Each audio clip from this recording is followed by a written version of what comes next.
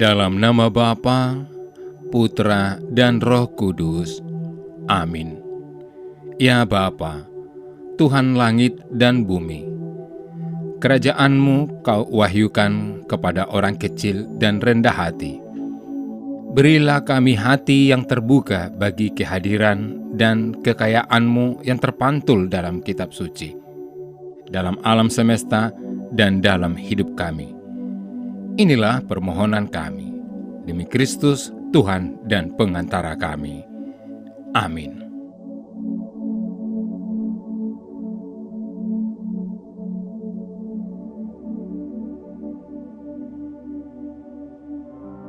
Aku berkata kepadamu, sesungguhnya jikalau biji gandum tidak jatuh ke dalam tanah dan mati, ia tetap satu biji saja.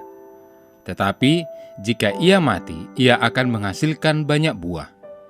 Barang siapa mencintai nyawanya, ia akan kehilangan nyawanya. Tetapi barang siapa tidak mencintai nyawanya di dunia ini, ia akan memeliharanya untuk hidup yang kekal.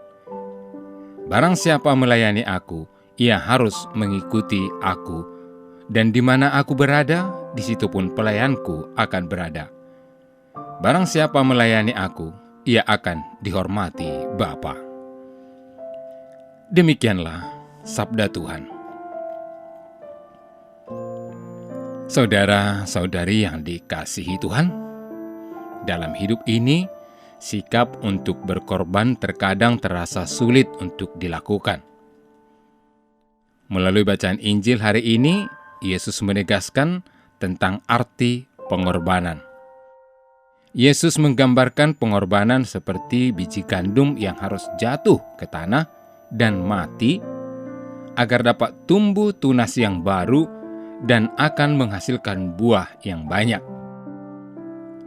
Dengan memberikan diri untuk orang lain, kita dapat menghasilkan sesuatu yang baik bukan untuk diri sendiri saja, melainkan untuk orang lain. Yesus sendiri telah memberikan teladan.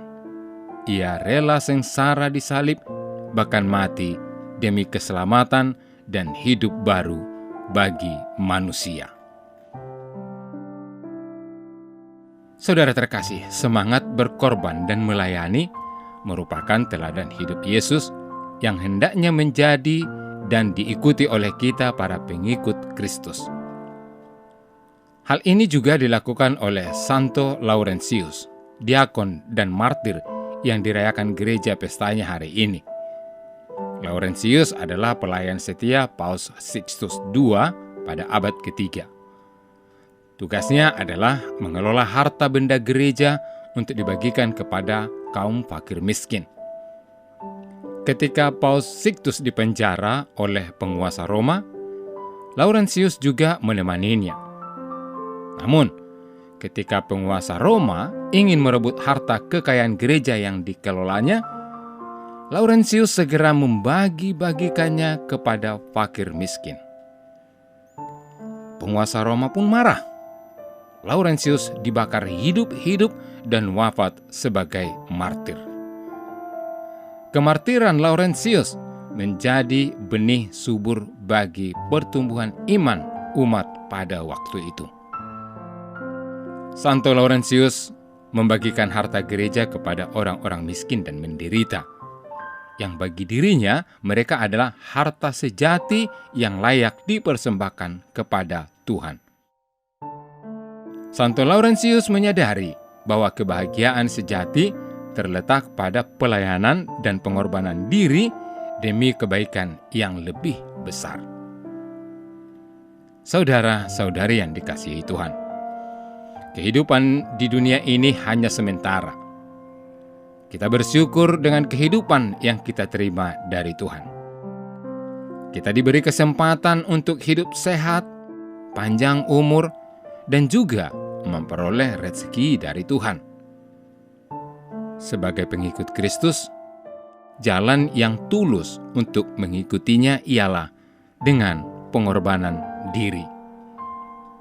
Bila dalam kehidupan ini kita masih merasa enggan untuk membantu sesama dengan alasan gengsi, takut kehilangan harta, jabatan, dan lainnya, maka kita belum memahami sepenuhnya arti pengorbanan sejati. Pengorbanan tidak perlu sampai rela mati demi orang lain, melainkan melalui hal-hal sederhana. Misalnya, memberikan waktu, perhatian, tenaga, dan juga sesuatu dalam bentuk materi yang dapat membantu orang lain. Dengan melayani sesama, kita menyalurkan kasih Allah kepada sesama. Tuhan memberkati. Ya Allah, kami bersyukur atas anugerah yang Engkau berikan kepada kami. Melalui wafat-Mu di salib dan juga pengorbanan Santo Laurentius, kami belajar tentang arti pengorbanan yang sejati. Bantulah kami agar dapat memberikan diri kepada sesama, agar kami dapat menjadi penyalur kasih-Mu kepada sesama kami. Amin. Kasih, kami bersyukur atas rencana perjalanan apostolik Bapak Suci Fransiskus ke Indonesia. Semoga perjalanan ini menjadi pengalaman iman yang mempererat persaudaraan dalam keanekaragaman, memperkuat bela rasa kepada saudari-saudara kami yang miskin, lemah, tersingkir, dan menderita. Kami mohon kepadamu, berilah kesehatan yang baik bagi Bapak Suci, agar rencana kedatangannya menjadi berkat bagi gereja dan bangsa Indonesia. Semoga kehadirannya membawa sukacita Injil dan membangkitkan pengharapan bagi terciptanya kerukunan, kedamaian, dan kebaikan bersama. Bersama Bunda Maria, Ibu dan Teladan Iman, serta Bapak Yosef, mempelainya yang amat setia. Kami serahkan siapapun yang terlibat dalam persiapan dan pelaksanaan kunjungan apostolik Bapak Suci ini ke dalam kuasa kasih-Mu. Dengan pengantaraan Kristus, Tuhan kami. Amin.